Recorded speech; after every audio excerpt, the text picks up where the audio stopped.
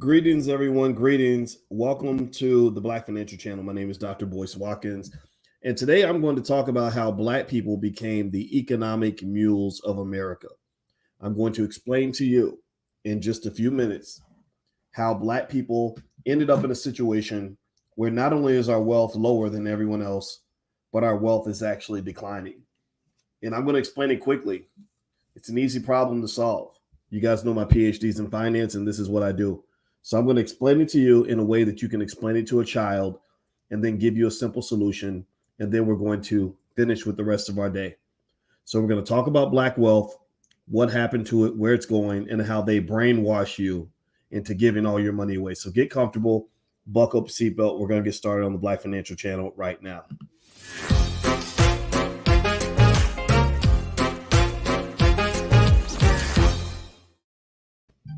Hey, what's going on? Welcome to the Black Financial Channel. That's theblackfinancialchannel.com. My name is Dr. Boyce Watkins. I am your friendly neighborhood finance professor. On the Black Financial Channel, we talk about Black wealth and Black economics every day, sometimes as much as 10 times a day, under one condition. The condition is that we are Black first. Black first means that we put our community at the top of our priority list. Black first means that we care about our people. Black first means that we want Black people to win. Black first means that we're educating our kids. Black first means that we believe in our families.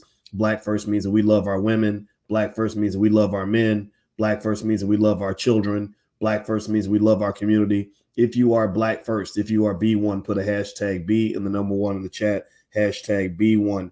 A quick reminder before I give you all the ways that Black people have become the economic mules of America. I want to remind you that the B1 gathering, the B1 convention, the All Black National Convention is happening October 28th through the 30th in Charlotte, North Carolina at the downtown Sheraton Hotel.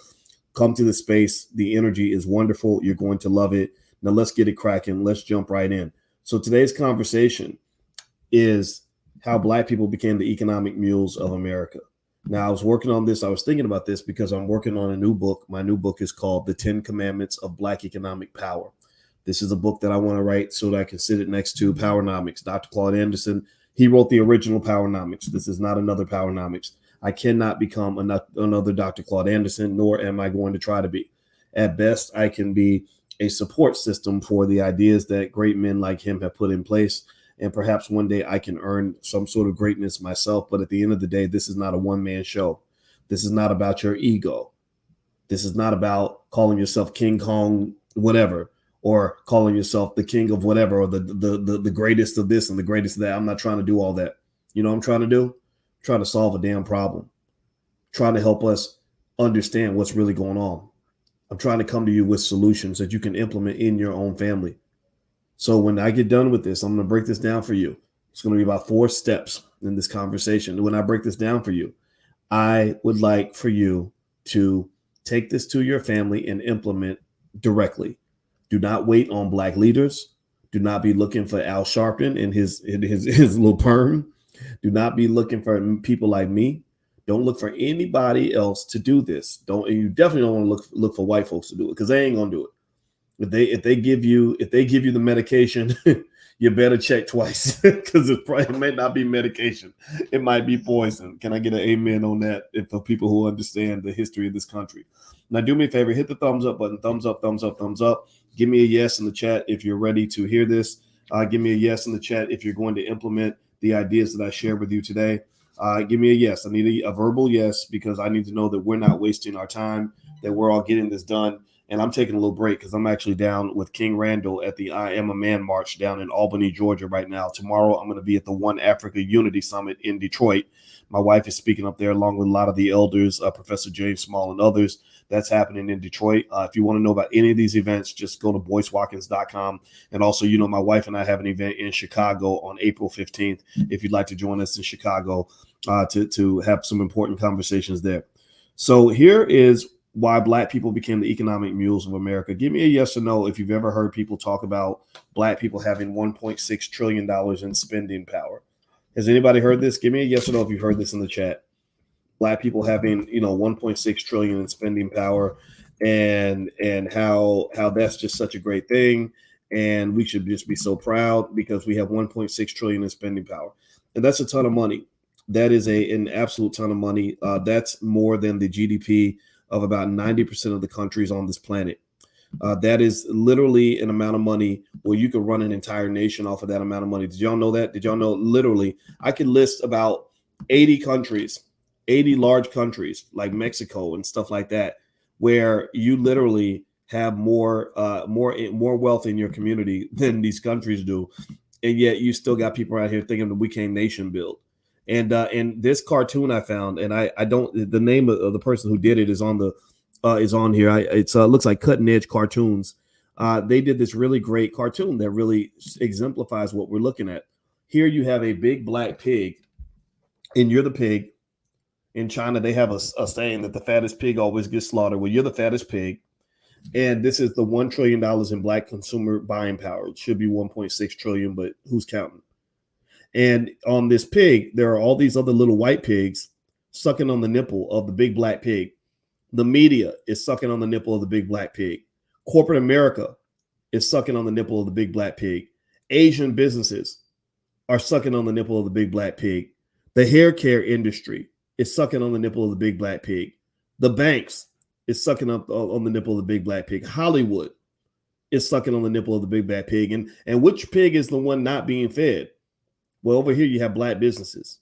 Over here, black businesses, the little black pig is the only pig that doesn't get to eat off the big black pig. Like, you literally have been so backwardly brainwashed that you've been trained to boycott your own businesses. You have been trained to not eat, to not only make sure everybody else is eating good, but you've been trained to make sure that your own businesses don't eat good. And let me tell you where this comes from. See, this is that brainwashing I'm talking about. Money. When they talk about money mindset, let me just tell you, your mindset is everything. Your mindset is everything. I am married to a woman who's an expert on the subconscious mind. My lovely wife, Dr. Alicia, is an expert on the subconscious mind, and the brainwashing that we experience as a people is absolutely fascinating. So when people talk about things like a money mindset, that's real. That's very, very real. A person with the right mindset can find a way to get the money. A person without the right mindset is going to find a way to either never get the money or they're going to lose the money. You can hand them $1 million and they're going to lose it. Anybody ever seen those studies where they talk about lottery winners, how lottery winners always find a way to get broke again? Anybody ever heard that? Well, those studies are basically an example of money mindset. Lottery winners don't keep their money because they play the lottery. Playing lottery is typically a losing strategy. So a lottery winner is nothing more than a loser who got lucky enough to be a winner for a very short period of time. They got lucky. They got a little cash windfall, but because they operate as a loser, then you eventually become whatever you manifest in your life. So if you're manifesting loser-like behavior, then you're going to always end up as a loser. You might get some winning circumstances. You might get a winning opportunity. You might get a winning cash windfall. But if you operate as a loser, then you eventually going to become a loser. So let me tell you something about mindset in terms of why one of my theories on why we boycott black businesses. Some of it comes back to how you view yourself. Now, let me just throw this picture up here, and I'll make my point with this picture. So this is Lizzo. I'm not going to talk about Lizzo promoting obesity in the black community, even though obesity kills black people. I'm not going to talk about Lizzo's minstrel show. I'm not going to talk about none of that. But what I am going to talk about is this. I saw a headline today that said that Google's employees were treated to a Lizzo concert when they came back to work. That Google's employees were treated to a Lizzo concert, right? Now, I want to show y'all another picture that I promise you, I'm gonna make this point. I swear, I promise you, I'm gonna make this point. I just gotta lay it out here so you can really understand where I'm coming from. This is not me trying to make this conversation about Lizzo. It's really me trying to make a point to you about how you're brainwashed into typecasting yourself in a certain way that ends up being to the detriment of your community. This all goes back to wealth. I promise you this goes back to wealth. But y'all know me. I don't teach it like everybody else. I see things other people don't see. That's what that's the superpower that you get from having a PhD. Or being a person who thinks about this situation. I thought about this problem every day for the last 30 years, and I'm breaking it down for you. So let me show you another picture. This is another picture. Let me put it on the screen. This is a picture of Google's employees. right? Now you look at the picture of Google's employees. You don't see a lot of black faces in there. I think I see a couple in this one. That's kind of surprising. Typically, there are no pictures of black people. When Google has a meeting of all of their engineers and all of their data scientists and all of their programmers, they typically don't have a lot of black people in that room. Well, what does that have to do with the Lizzo concert? Well, let me explain. You see, the reason that Lizzo has an easier time getting into Google than you do is because when Lizzo shows up, or when some rapper, not just Lizzo, let's not just pick on Lizzo, let's say it's 2 Chainz or some thugged out rapper or some minstrel show performer shows up, they say, oh, yeah, we love you. You're so great. That's exactly what you people do. That's what black people do. Black people entertain us. The Negroes have their music. They're really good at that. So a person like a Lizzo, or when I was at the Denver Nuggets game, I noticed they have Big Frida coming to perform down there. When you fit the description, the door is wide open for you. In America, the door of opportunity is wide open when you fit the description of what other people think a black person is. If you show up as a dribbling a basketball or throwing a football, the door is wide open. When you show up twerking, the door is wide open. When you show up with toting the gun in one hand with a microphone in the other, with 50 pounds of gold chains around your neck, with 85,000 tattoos, the door is wide open. Why is that? Well, because that's what they believe that you do. Now, how does this relate to black businesses and the pig and the black pig not being fed? Well, because what happens to black business owners, the reason that everybody starves you out is because you don't fit the description. You're not showing up as a thugged out rapper. You're not showing up as some sort of buffoonish entertainment minstrel show. You're not showing up dribbling basketballs and throwing footballs. You didn't walk in the building twerking. You walked in and said, I'm a computer engineer just like you. Oh, well, we're not interested in that. You're showing up saying, "Hey, look, I got an accounting degree from Brown University. I can join the Google accounting team." We don't have any vacancies right now, but we are preparing for the Lizzo concert, so we'll have security see you out the door. You see, and this is what happens with black business owners. Black business owners tend to struggle because people don't believe that black people have the ability to competently run businesses. And what's crazy about it is that even your own damn people believe that. Even your own people. Has anybody ever seen a small black business owner on Instagram trying to get followers, trying to do an Instagram live? It's sad. It can be sad and pathetic. And if you're in that category, I'm not making fun of you at all. I promise you, my heart goes out to you. I feel it's really sad. They might have 10 people watching, 5 people watching. Even myself, I've got 366,000 Instagram followers, and I love every one of you, and I was very fortunate to have that. But even when I go live to talk about something intelligent, I might have 100 people in there, 120 people, whatever. Now, let me tell you, this is a true story. This is true facts. I saw a rapper who was beefing with DaBaby, and he was like, "Yeah, no, real uncle, I will kill your ass, nigga. Oh, I see you. I will see you. It's on site, nigga. It's on site, nigga. I'm coming to get your ass, nigga." Right? He was doing all that whoopity whoop coon crap. He was fitting the description. He had 4,500 people watching the Instagram live. He had 4,500 people in there. And then y'all want to blame white people for us having a lack of knowledge. No. Because at the same time, there's probably 8,000 intelligent black business owners trying to share knowledge to the people. But ain't nobody watching that because the black business owner does not fit the description. You're not walking in the image of your favorite stereotype. So you don't get that same love. That's why every business gets fed by black people except black-owned businesses, because you're just not interesting to people that are only interested in things like Lil Nas X or a gangster rapper or a basketball player or a comedian. So let's dig deeper into this. Do me a favor, hit the thumbs up button. Thumbs up, thumbs up, thumbs up, share, subscribe. Please do that.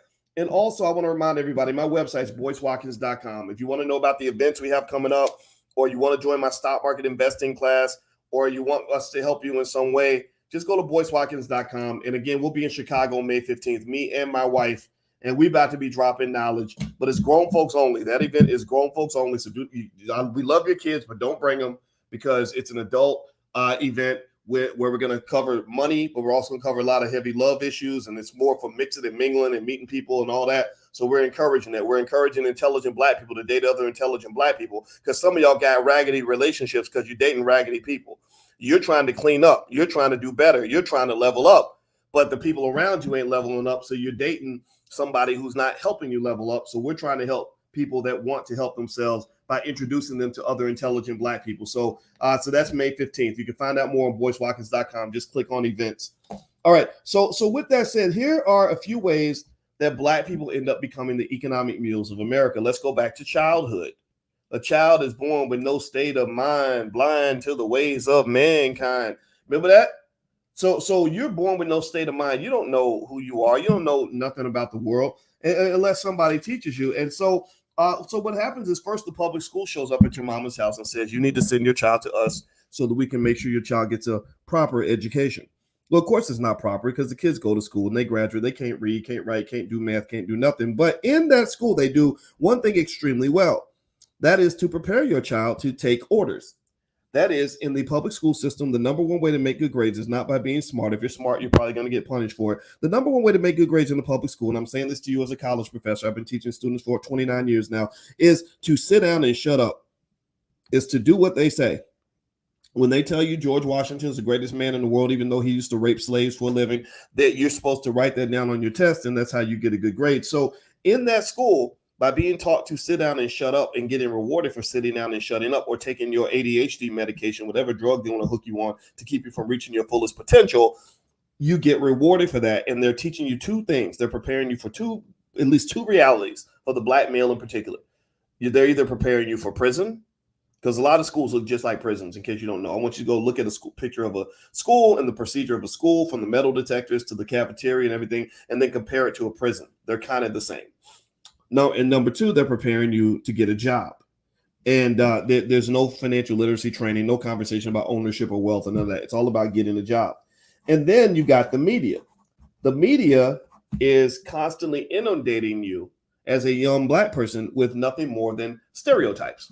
One stereotype after another of what a Black person is supposed to do, what your role in society is supposed to be. So if you're Black, you grow up and you ask, you do a survey of Black boys in most classrooms, and you say, what do you want to be when you grow up? Half of them are going to say, I want to be football players. Who told them that? Where did that come from? Well, it came from what they see on TV. And the other half want to be rappers. Right? And every now and then you'll have some kid who wants to be an engineer or something like that. He's the one that's probably being made fun of. But in general, these stereotypes that people where people eventually want to know if you fit the description, those stereotypes start off in childhood. That's what your kids are exposed to. That's why we have an oversupply of rappers. Right now, the Black community literally has an infinite supply of 40-year-old rappers who ain't never made a penny busting a rap. We are full of all kinds of men who became who put all their energy into becoming the greatest basketball player in the world, even though you 5'9" and the NBA was never in your future, but for some reason somebody lied to you, gassed you up, and got you investing all your free time into playing basketball. I don't hate basketball. I played basketball too, but my Lord Jesus, all of us can't be in the NBA, especially us short guys. So as a child, you're exposed to stereotypes and imagery that teaches you to either go to prison, get a job, or become a basketball or football player. And then the media reinforces that imagery to the point where if you ask a 11-year-old boy, how do you make money? He's going to say, I don't know. I go to work every day. I'll go to work every day like my daddy or like my mama. If he has a daddy, that's a whole nother conversation where they convince you that you don't need your daddies anymore. Now your whole community's all over the place because you ain't got daddies in the house. We'll talk about that later. Then after that, if you are smart, if you're hardworking and all stuff, then you go to college. And this is when you're convinced that you're actually making progress for the Black community. And they'd say, oh, look at you, you got a college scholarship. That's what they did to me. They're like, oh yeah, you got a college scholarship, you have such a bright future, you're such a credit to your race. So what does college do? Well, college is great. I mean, college is fun. I taught at the University of Kentucky, Indiana University, Syracuse University. I've taught in China, I've taught in Europe, I've taught college for a long time. I have nothing against college, but the debt levels are insane. Half of all Black college graduates can never repay their student loans. All that money is going right into these big universities, who are then using that money to go gentrify Black neighborhoods. Want to make a bet? Go to your city and find any university that is profitable and successful, and look at the neighborhood around that school. And I want you to see how many construction projects are happening around those schools. They are buying up the Black neighborhoods around them so that their white kids can be safe. They're using your money to buy up your community. And so and then they're leaving you with a lifetime of debt. So after they get you pregnant with debt, they then send you to go work on the corporate plantation like a sharecropper who has a debt that you'll never repay. That's when debt becomes a form of slavery. This is where I become Dave Ramsey. Dave Ramsey is a guy who hates debt under almost all circumstances. I'm not like Dave. I think debt can be a wonderful propellant to help you succeed. Elon Musk could never have become the richest man on earth if he had never received financing. So debt in some cases can be the vehicle that takes you to the top. But where Elon Musk and I agree, where Dave Ramsey and I agree, is that too much debt can become a toxin. It can become a weight. It can become a sandbag, and it can become something that enslaves you, because now you are stuck on that job and you cannot quit because you cannot figure out how you're going to repay all that damn debt. And then on top of that, once you're on the corporate plantation and you're debt pregnant, so they got you locked down. They got you pregnant with debt. They got you locked down. Well, you'd also, not only are you in a precarious scenario where you got a massive amount of debt that you're trying to find a way to repay with a very tiny salary, but on top of that, you've never learned any skill in terms of any other way to make money. You have never learned anything about land ownership. That was never part of your culture. All the time they taught you how to twerk and how to throw a basketball and dribble football. They never taught you about the importance of owning land. All the time you spent growing up watching stereotypes and learning how to fit the description, they never taught you about how to own stock or how to go start the business. So you're stuck with a lack of resources and a lack of skill and a lack of support from a society that will only connect with you if you fit the description. That is why Lizzo will have an easier time getting into Google than you will, because she's showing up twerking. You're showing up programming a computer. They're not interested in a Black person who programs a computer. So the same thing translates to Black business owners. Black business owners don't get support because people don't believe inherently that this is a core strength of the Black community. If you want Chinese food and a Chinaman offers you Chinese food, then you expect that to be good Chinese food. If he's teaching you how to do karate, then a lot of people say, yeah, I expect you to know karate. But then when you go and you ask, if the Chinese guy says, I'm also a basketball player, you get confused. You're like, wait a minute. Oh, wow, he plays basketball. Good for a Chinese guy, right? Because we have these stereotypes. The problem with you and stereotypes is that I can point to the Asian community and say, well, what is a stereotype about Asians? And you'll say, oh, they're really good at math. That's not a bad stereotype. That's not bad to be known for being great at math and for building businesses and for running great restaurants or whatever, right? If I said, what's a stereotype about the Jewish community? You would say, oh, they're good with money. Well, is it fair? No, it's not, but it's not a bad stereotype. But I need y'all to realize there ain't no good stereotypes about Black people. You can't name one single stereotype about Black people that's actually positive. What's your stereotype? Y'all run fast, you jump high, you got big penises, you don't take care of your kids, the Black women are loud and ratchet, they want to be like Lizzo. What give me a stereotype. Can't read, don't want to go to school, don't want to do no homework. There's no positive stereotypes about Black people. So ultimately, you become the economic mules of America because they have carved out a place for you. They carved out a space for you that's in the basement of society. You are supposed to be the ones who support other people's quest to get rich. You're not actually supposed to be the beneficiaries yourself. So how do you fix this? Well, the way you fix this is you must absolutely, unequivocally, without a doubt, become the dominant educational force in the minds of your children. You must, don't get me wrong, you can send them to school if you want to, but you let them know going to school, oh, that's just practice, babe. That ain't your real education. You give them the real education when they get home. That's when you bring them to my book club. Every Wednesday night, we're reading Dr. Claude Anderson's book. We're reading Powernomics. Some of y'all asked for an audio version of the book. I get it. It's fine. I know it's hard to read and focus that long. Fine. I said, cool, I'll read it to you. I'm reading it to you every Wednesday night at 8:30. So now you ain't got no excuse. All you got to do is sit. You ain't got to pay no money. It's free, and I'm reading it to you. All you got to do is pay attention. Go to boycewatkins.com. You can sign up for the book club. It's totally free. Bring your kids. Bring your kids. That's us educating the community. That's me saying, as a black man, I am the school system. You are the school system. We are the school system. I don't need some lady from the suburbs coming in to my neighborhood educating my damn kids. I got this.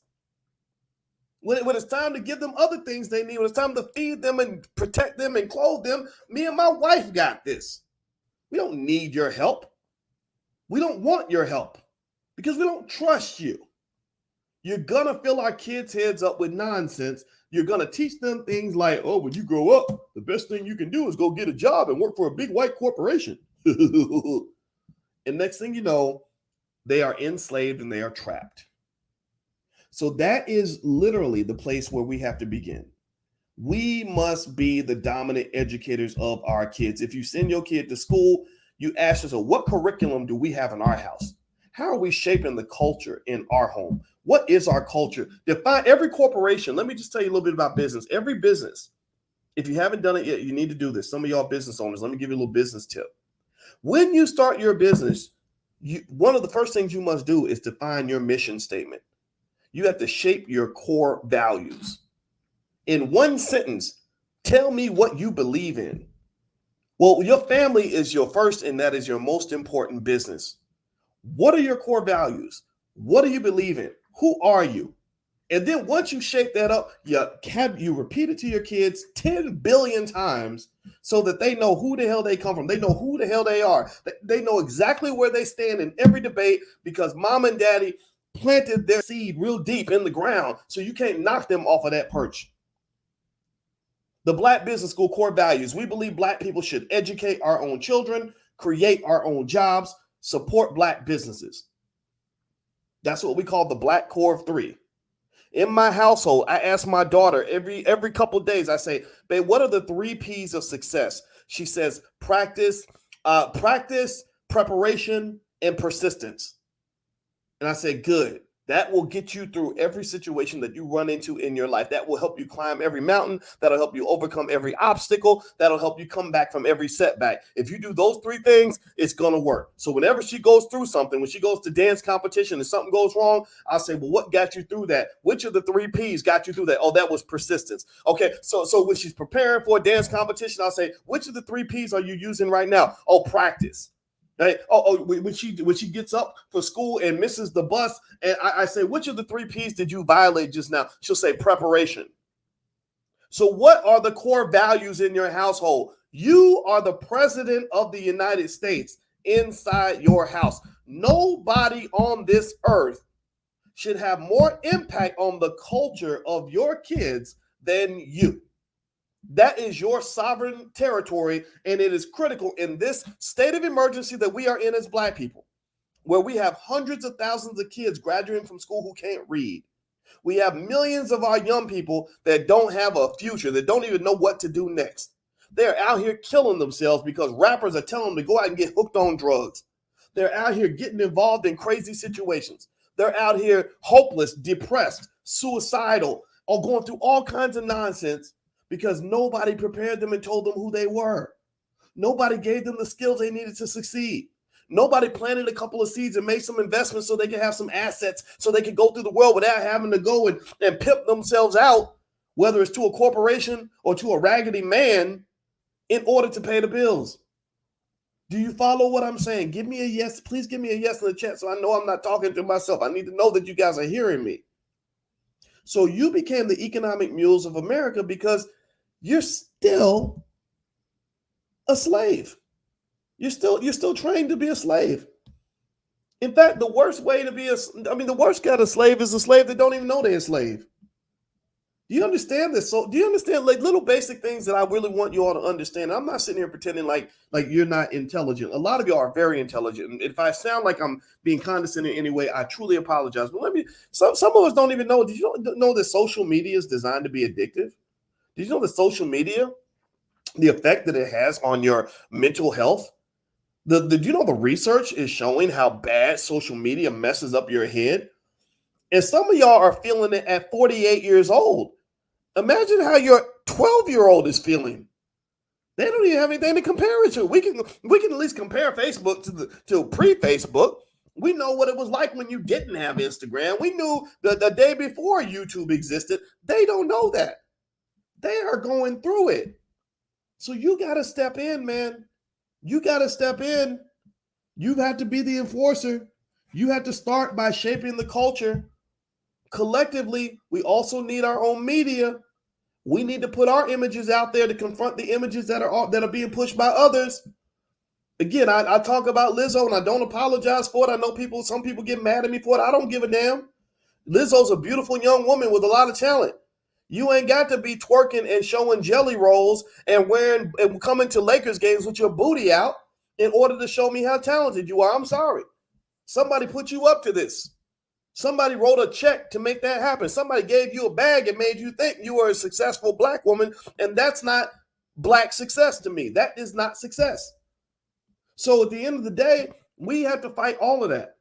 So you got the internal fight, which is family by family, which means in your house, you are the educational system. You are the last line of defense. You are responsible for making sure that you shape the core values in your home. You are responsible for making sure that your children get the education they deserve. You are the one who is going to tell them who they are, so that when the world tries to tell them that there's something else, they're going to say, no, that's not me. I don't fit the goddamn description because my mama and my daddy told me who I am. I don't fit your description. I don't care about your description. And then number two, as a community, we must build those businesses. We must support those businesses by any means necessary, as Malcolm used to say. We must find a way to support Black-owned media so we can have our own images that get put out that will confront the images that are out there that are false images of who you are.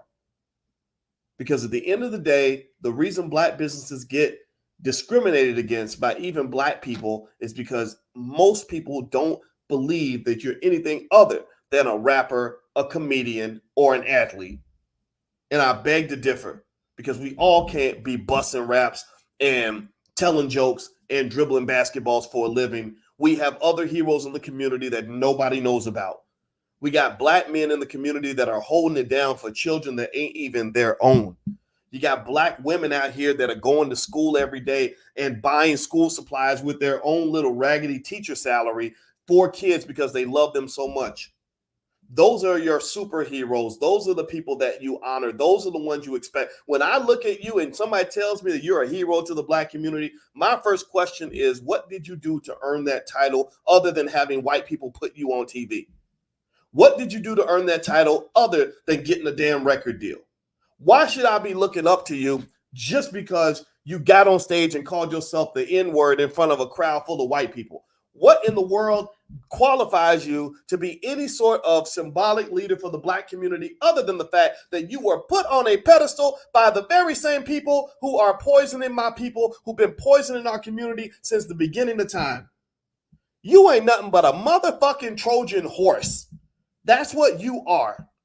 That is an age-old tactic of mind control that has been used all around the world. If I want to control you and I want to ruin the people, then what I do is I find out what they love and get them to love the thing that's going to kill them. They do that every week with Popeye's chicken too. You love Popeyes. If I put a Popeye's chicken in any Black neighborhood in America, there will be a line out the door, down the block, and around the corner, and the line will be full of people who are morbidly obese with high blood pressure, diabetes, heart disease, and literally like right on the edge of death. But they got to get that chicken because that's what we've been trained to love.